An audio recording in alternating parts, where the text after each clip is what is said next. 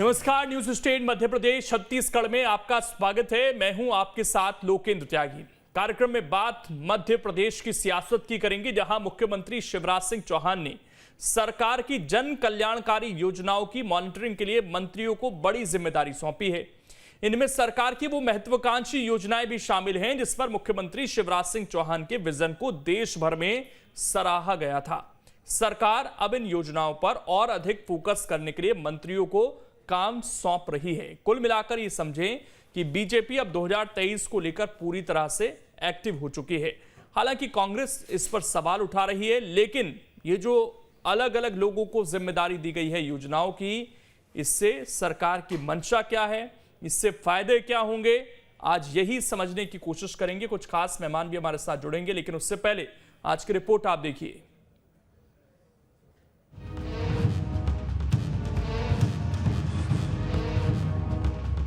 2023 के विधानसभा चुनाव को लेकर बीजेपी ने अभी से कमर कस ली है। बीते दिनों हुई कैबिनेट की बैठक के बाद मुख्यमंत्री शिवराज सिंह चौहान ने 10 समितियां बनाई हैं जो अलग अलग योजनाओं के कामकाज की देखरेख करेंगे। करीब 10 योजनाएं ऐसी है जिनके कामकाज का जिम्मा लगभग 2 दर्जन मंत्रियों को सौंपा गया है, जिसमें सरकार की वो जन कल्याणकारी योजनाएं शामिल हैं जिसने प्रदेश की शिवराज सरकार को पूरे देश में पहचान दिलाई, जिनमें लाडली लक्ष्मी कन्या विवाह योजना और मुख्यमंत्री तीर्थ दर्शन योजना भी शामिल है। हालांकि सरकार और बीजेपी संगठन का मानना है कि वो जनता के मुद्दों को लेकर गंभीर है और यही वजह है कि इस तरह योजनाओं की मॉनिटरिंग की जा रही है। सभी सम्मानित मंत्रीगण किसी न किसी समिति में है। इन सभी समितियों के जो 13 के लगभग समितियां हैं, इन सभी सम्मानित मंत्रियों को अपनी बैठकें करके और 26 तारीख के पहले अपनी प्रस्तुति 26 और 27 को चिंतन बैठक कान्हा में होगी, वहाँ पर वो अपना विषय रखेंगे। हमें प्रदेश की चिंता है इसलिए चिंतन कर रहे हैं, उन्हें चिंता नहीं थी इसलिए रवाना हो लिए। बीजेपी की इस चुनावी रणनीति को कांग्रेस दिखावा बता रही है। कांग्रेस का मानना है कि जनता को समितियां नहीं, समाधान चाहिए। समिति नहीं चाहिए हमको समाधान चाहिए। समाधान हो समस्याओं का, चाहे महंगाई का, डीजल, पेट्रोल, रसोई गैस। अभी खाने के तेल के भाव 30% बढ़ गए हैं। 10 तारीख को विस्फोट होगा। डीजल, पेट्रोल, रसोई गैस, बिजली के भाव बढ़ने वाले, बेरोजगारी चरम सीमा पे है। इनके समाधान लाओ तो समिति का कोई मतलब होगा। वही जानकार मानते हैं कि ये वही योजनाएं हैं जो सरकार की लोकप्रियता का बड़ा कारण बनी और यही वजह है कि सरकार इन योजनाओं को और प्रभावी तरीके से लागू रखना चाहती है। शिवराज सिंह चौहान की लोकप्रियता लाडली लक्ष्मी के कारण देशव्यापी थी। लाडली लक्ष्मी जैसी योजनाओं के चलते ही उन्हें 2008 और फिर 2013 में तिबारा सरकार बनाने का मौका मिला। धर्म राजनीति में जब से प्रभावी दिखाई दिया है तो ये जितनी सामाजिक योजनाएं हैं, जन कल्याण की योजनाएं कई बार पीछे छूट जाती हैं, लेकिन शिवराज सिंह चौहान जी संतुलन बनाकर दोनों चीज़ों को अपने साथ रखकर आगे बढ़ रहे हैं। मध्य प्रदेश में अगले साल विधानसभा चुनाव है। चुनावों के पहले जनता से सीधे तौर से जुड़ने की कोशिश में दोनों दल लगे हुए हैं। मध्य प्रदेश में अगले साल विधानसभा चुनाव है। यही वजह है कि जनता से सीधे तौर पर जुड़ने के लिए दोनों दल कोशिश में लगे हुए हैं और यही कारण है कि उन मुद्दों पर फोकस किया जा रहा है जो सरकार और जनता को सामाजिक और व्यक्तिगत दोनों तौर पे सीधे जोड़े। वीडियो जर्नलिस्ट हिमांशु के साथ Deepti Chaurasia, news state MPCG। चर्चा करने के लिए 3 खास मेहमान इस वक्त हमारे साथ जुड़ गए हैं। परिचय करा देता हूं। सबसे पहले डॉक्टर सत्यप्रकाश शर्मा जी हैं, वरिष्ठ पत्रकार हैं। प्रहलाद कुशवाहा जी हैं, प्रवक्ता हैं बीजेपी के। और आनंद जाट हैं, वरिष्ठ नेता हैं कांग्रेस के। आप तीनों का बहुत बहुत स्वागत है। प्रहलाद जी, इन समितियों का क्या फायदा होगा, क्योंकि कांग्रेस ये कह रही है कि समिति नहीं समाधान चाहिए हमें। के लिए मध्य प्रदेश की भारतीय जनता पार्टी की सरकार बहुत सारी योजनाएं चला रही है जिससे प्रदेश की जनता लाभान्वित हो रही है। अगर उनमें उन योजनाओं में क्रियान्वयन में कहीं दूर दराज मामलों में इस तरह के विषय आते हैं कि सरकार की योजनाओं का अगर क्रियान्वयन नहीं हो रहा है या क्रियान्वयन तो हो रहा है लेकिन हम बता नहीं पा रहे हैं, तो निश्चित तौर पे सरकार की ये समीक्षा बैठक है और जो आप 26 से 27 मार्च की आप ये इस विषय पर चर्चा हो रही है, तो अब सरकार का एक कार्यक्रम में शामिल है, हमारी कार्यशैली में शामिल है कि हम सरकार भी चला रहे हैं और अपनी योजनाओं की मॉनिटरिंग भी करेंगे, समीक्षा भी करेंगे। और क्योंकि हमारी सरकार का अंतिम उद्देश्य है अंत्योदय, अंतिम व्यक्ति तक खड़े हुए व्यक्ति के लिए सरकार की योजनाएं। एक चीज मैं जानना चाहता हूं आपसे प्रहलाद जी, एक कोई मंत्री है, उसका उस पूरे विभाग की जिम्मेदारी उस पर है, उसके नीचे तमाम अधिकारी काम करते हैं। अब उसमें आप 3-4 मंत्रियों का एक ग्रुप बना दीजिए और बोले ये सब बैठकर देखेंगे, उससे क्या बेनिफिट है? क्योंकि इस तरह की चीजें पहले भी हमने देखी है मध्य प्रदेश के अंदर। गौ कैबिनेट को लेकर, किसानों को लेकर अलग अलग लेवल पर कई बार घोषणाएं हुई। हम अगर कहीं कमी है तो हम सीधे उस मंत्री की जिम्मेदारी तय करें, उसके नीचे अधिकारियों की जिम्मेदारी तय करें। अगर कहीं कमी पेशी आ रही है, ये जो हेल्पलाइन सेंटर हैं, कॉल सेंटर हैं, इनके जरिए शिकायतें आ रही होंगी तो उसके हिसाब से समीक्षा होनी चाहिए चीजों की। अब ये 3-4 दिन में क्या ऐसा हो जाएगा कि वहां जाकर आप कान्हा में चिंतन मनन कर लेंगे और एकदम से सारी शिकायतें आ जाएंगी सामने? ठीक है, ये विषय शिकायतों का नहीं है, विषय अपने काम को और बेहतर करने का है। और अगर एक समिति के माध्यम से वो सारे मंत्रालयों के सारे मंत्री, हमारे माननीय मंत्रीगण मिलकर किसी काम को और अच्छा कर सकते हैं, उनमें कहीं ना कहीं जनता के लिए और कैसे बेहतर तरीके से योजनाएं लागू की जा सकती हैं, उन पे चिंतन मनन होगा। इसलिए एक समिति है जो सरकार के काम काज को बेहतर करने के लिए है। आनंद जाट जी, सरकार ये कह रही है कि हम चिंतन मनन कर रहे हैं, उसमें दिक्कत क्या है कांग्रेस पार्टी को? कुछ तो कर रहे हैं, एटलीस्ट अपनी योजनाओं को लेकर हम सीरियस हैं।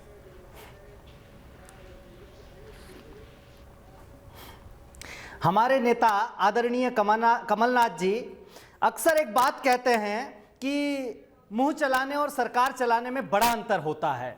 शिवराज सिंह चौहान जब मुख्यमंत्री बने उस समय उन्होंने कहा था कि स्वर्णिम मध्य प्रदेश बनाएंगे, वो नहीं बन पाया। फिर उन्होंने कहा कि हम विकसित मध्य प्रदेश बनाएंगे, वो भी नहीं हो पाया। फिर 2018 में दृष्टिपत्र में कहा गया कि हम समृद्ध मध्य प्रदेश बनाएंगे, लेकिन वो भी नहीं बन पाया। शिवराज सिंह लगातार जनता का ध्यान भटकाने के लिए पूरी कोशिश करते हैं और ये भी उसी की एक नज़ीर है, एक बानगी है। क्योंकि जैसे उमा भारती के नेतृत्व में मध्य प्रदेश में भाजपा की सरकार बनी और उमा भारती ने कहा था कि हम पंचायत अभियान के द्वारा गांवों का विकास करेंगे। फिर बाबूलाल गौर साहब आए, उन्होंने कहा कि हम गोकुल ग्राम के माध्यम से विकास करेंगे। फिर उसके बाद शिवराज सिंह चौहान गांव के बर्थडे मनाने के लिए, जनता को ठगने के लिए नए तरीके से पहुंच गए। लेकिन वास्तविकता में मध्य प्रदेश में एक विजन वाली सरकार तब आई जब 2018 में मध्य प्रदेश में कमलनाथ जी के नेतृत्व में कांग्रेस की सरकार का गठन हुआ। आप चाहे कहीं भी बात कर लीजिए, किसी भी मुद्दे पर बात कर लीजिए। आपने कहा कि सर इन्हें सरकार चलानी नहीं आती, आपको जनता के विवेक पर जरा सा भी डाउट है क्या कि बार बार वो मौका दे रही है? देखिए, निश्चित तौर पर अगर ये पूरी बात होने दीजिए, आपको सारी चीजें बताऊंगा। नहीं आनंद जी, 3 बार सरकार चुनकर भेजी, मैं आपको बताता हूं उसके बावजूद जो चौथी बार का टर्म था वो भी ऐसा नहीं था कि एक तरफा नकार दी गई पार्टी। लोकेंद्र जी, नहीं, आपने कहा कि मुंह चलाने में और काम करने में फर्क है, तो जनता को तो यही समझ आ रहा है शायद कि काम हो रहा है, इसलिए वोट मिल रहे हैं। मैं बता रहा हूं ना, आप मौका दे, आप मौका जी। देखिए, मुझे लग रहा है कि आपकी दुख तीरक को मैंने पकड़ लिया शायद। नहीं सर, ये इस तरह की चीजें नहीं सर, प्लीज आनंद जी, जब सवाल पूछे जाए तो सर आप यहाँ पर कोई पुराण पढ़ने आए कि आप पढ़ते रहेंगे, मैं बीच में क्रॉस भी ना करूं आपको। आपने एक बात रखी, मैं उस पर सवाल पूछ रहा हूं कि जनता क्यों बार बार भरोसा जताती है, उसका जवाब दीजिए ना। हाँ, मैं बता रहा हूं ना, मैं बताता हूं ना कि मध्य प्रदेश आज जो है शिक्षा के क्षेत्र में 19 बड़े राज्यों में नीचे से तीसरे स्थान पर है। मध्य प्रदेश आज स्वास्थ्य के क्षेत्र में नीचे से तीसरे स्थान पर है। मध्य प्रदेश में 2.5 करोड़ लोग यानी कि 37% आबादी गरीबी रेखा से नीचे है। और मध्य प्रदेश में कुपोषण की जो दुर्दशा है वो किसी से छिपी नहीं है। कोरोना काल में स्वास्थ्य के मामलों में हमने देखा है। और तो और जब मध्य प्रदेश के लोगों को ऑक्सीजन की जरूरत थी उस समय कोई सरकार कहीं काम करती हुई नहीं दिख रही थी। तो ये केवल पोस्टर के माध्यम से और आदिवासियों पर अत्याचार, महिलाओं पर अत्याचार, एनसीआरबी का डाटा और ये जो मैंने इंडेक्स बताया है, फिर से मैं रोक रहा हूं, मैं एक सवाल पूछना चाहता हूं आपसे। आप यहाँ पर तमाम डेटा लेकर आए, आपने बता दिया वो डेटा, ठीक है, वो जनता तक पहुंचती है सारी चीजें, लेकिन जब चुनाव के वक्त आप ये सारी चीजें लेकर जाते हैं और दूसरी तरफ बीजेपी अपनी बातों को लेकर जाती है, तो आप लोग कहां पिछड़ जाते हैं? ये बातें क्यों नहीं समझा पाते जनता को? मैं कहीं नहीं, कैसी बातें कर रहे हैं? मध्य प्रदेश की जो सूझबूझ भरी जनता है उसने 2018 में, नहीं उससे पहले भी चुनाव हुआ ना, आपने क्योंकि शुरू से गिनाया तो मैंने इसीलिए पूरा सवाल पूछा था। पहले 3 चुनाव हारे भी ना आप लगातार सर। मैंने वही बताया, मैं सारी चीजें बता रहा हूं कि आज ये मॉनिटरिंग की क्या जरूरत पड़ गई और किन योजनाओं की मॉनिटरिंग हो रही है। 2019-20 के प्याज के किसानों को भावांतर की राशि आज तक नहीं मिली है, और आप कहेंगे तो व्यक्तिगत तौर पर आपको मैं डाटा उपलब्ध करा दूंगा लोकेंद्र जी। ऐसी एक चीज नहीं है, ऐसी हजारों चीजें हैं जहां पर भारतीय जनता पार्टी का फेल्योर है। और मैं इसके अलावा आपको वो बता रहा हूं कि गौशाला के माध्यम से हमने जो काम किया, 1000 गौशालाएं बनी मध्य प्रदेश में, कमलनाथ जी के नेतृत्व में बनी, और हमने 27 लाख किसानों का 11,000 करोड़ रुपए का कर्ज माफ किया।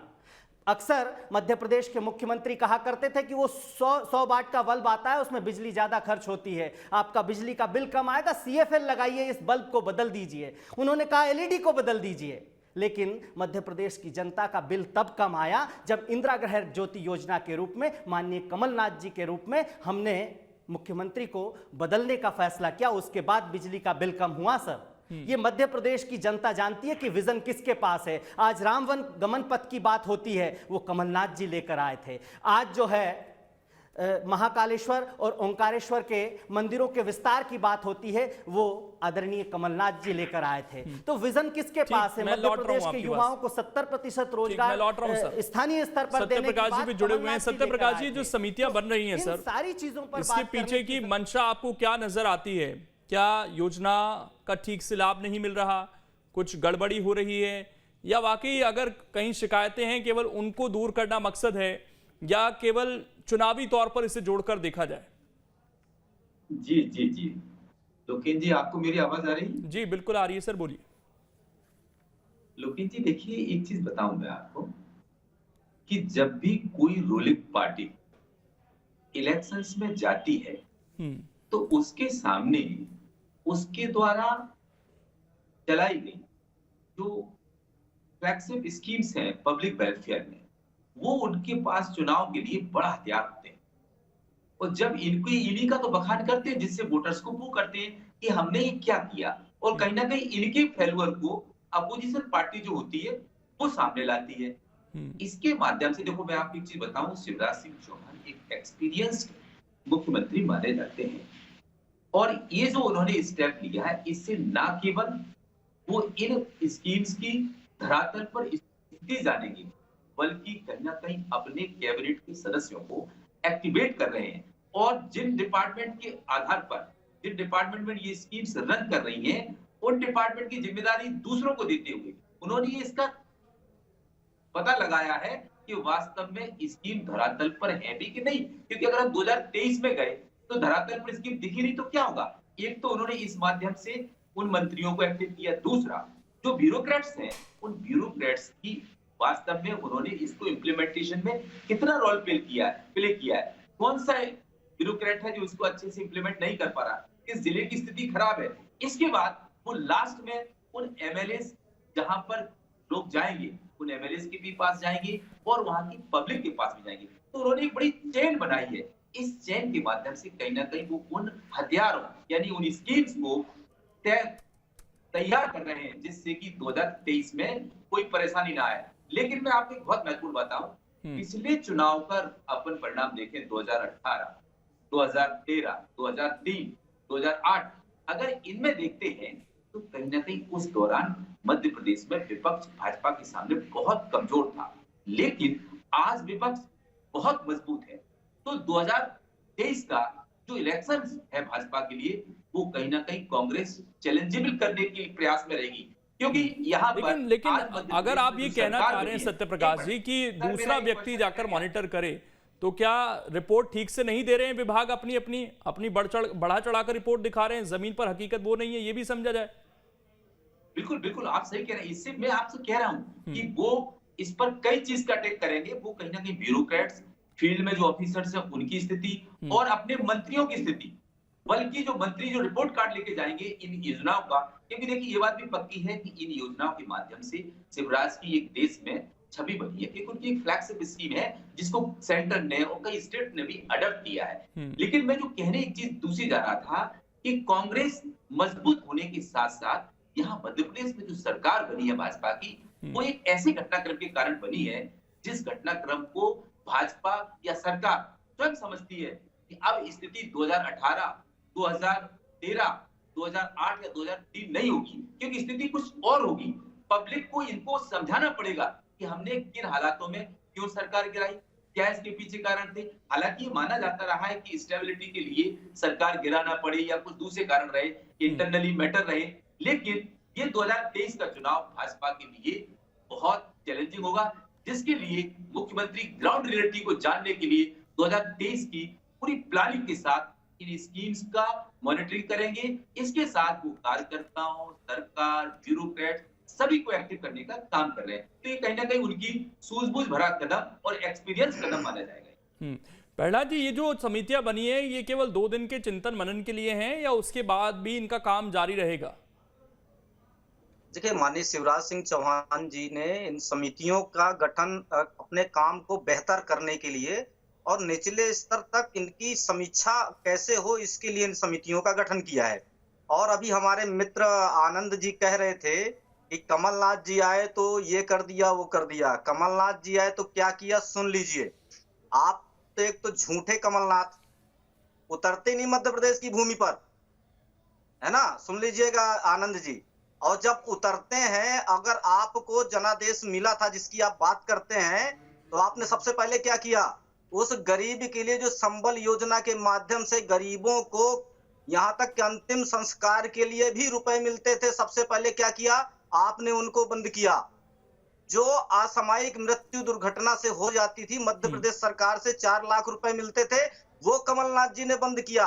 और सुनेंगे, जो बुजुर्गों को तीर्थ दर्शन योजना के माध्यम से हम तीर्थ यात्रा करवा रहे थे, उन तीर्थ दर्शन योजना को आपकी झूठे कमलनाथ ने बंद किया। आपने झूठा वादा किया था इस प्रदेश के नौजवानों के साथ, किसानों के साथ। जब आपकी सरकार थी, मोदी जी ने किसान सम्मान निधि की घोषणा की थी, जिसमें देश का ज्यादा पूरा 100% किसान जो 5 एकड़ की नीचे चलिए वो छोड़िए सर, वो तो पुरानी बातें हो गई, वो जनता को समझाएगा। अभी टाइम मेरे पास थोड़ा कम है, इसलिए मैं सीधा आपसे जानना चाहता हूं कि अभी जमीनी फीडबैक क्या मिल रहा है पार्टी को, क्या वाकई योजनाओं का फायदा मिल पा रहा है लोगों तक, या ये चिंतन मनन समीक्षा निश्चित तौर पर, क्योंकि क्या एक डर भी है, एक डर की वजह से क्रॉस मंत्रियों को लगाया जा रहा है कि भाई तुम देखो जाकर कि दूसरा मंत्रालय ठीक से काम कर रहा है या नहीं। नहीं, देखिए लोकेंद्र जी, सरकार का और शिवराज जी का एक काम करने का जो तरीका है, जो जनता जनार्दन तक उनके पहुंचने का, कि योजनाएं हमारी पहुंच रही हैं, उनका फीडबैक क्या है, निश्चित तौर पे हम उसलिए मंत्रियों की समितियां हैं, निश्चित तौर पे सरकार को रिपोर्ट भी करेंगे माननीय शिवराज सिंह चौहान जी को, जिससे जनता के लिए ज्यादा से ज्यादा हम और बेहतर काम कर सके। आने वाले समय में उन योजनाओं का लाभ भी जनता को मिले। मैं आखिरी कमेंट, आनंद जी, आप लोगों की भी कोई समिति बन रही है इस तरह की, ताकि पोल खुल सके सरकार की? आप लोग कह रहे थे कि हम RTI डालेंगे, वो काम बढ़ा आगे नहीं बढ़ा? क्योंकि अगर मजबूत रहना है तो आप लोगों को कमियां निकालनी पड़ेंगी और वो जनता तक पहुंचानी पड़ेंगी।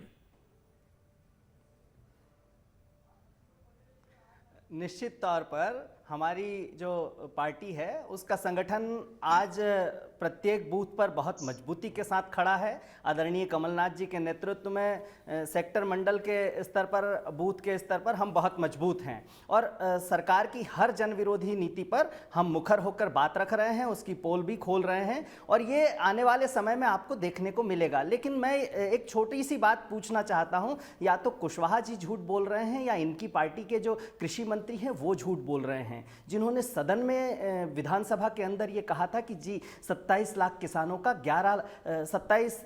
का 11,000 करोड़ का कर्ज माफ हुआ है।